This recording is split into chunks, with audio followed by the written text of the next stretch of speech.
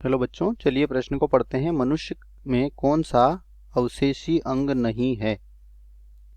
पहला विकल्प है कृमि रूपी परिशेषिका, दूसरा है निमेशक झिल्ली, तीसरा है कर्ण पल्लव पेशियां और चौथा है एपिग्लोटिस।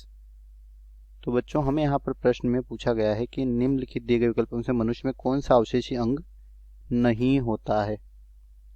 चलिए बात करते हैं इस प्रश्न की मुख्य अवधारणा, जिसमें हम बात करेंगे कि अवशेषी अंग क्या होते हैं।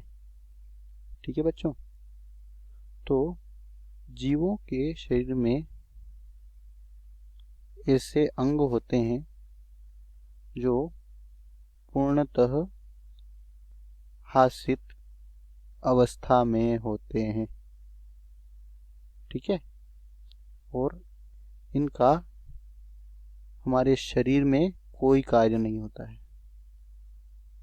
ठीक है, इनका शरीर में कोई कार्य नहीं होता है, लेकिन जो संबंधित पूर्वज थे, ठीक है, इनमें यह पूर्ण विकसित और क्रियात्मक होते हैं। लेकिन संबंधित पूर्वजों में यह पूर्ण विकसित तथा क्रियात्मक होते हैं।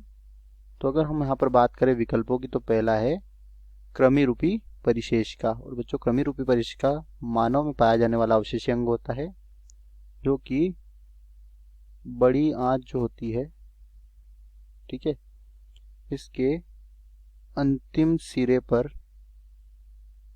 अंगुली नुमा क्या होता है, प्रवर्ध होता है।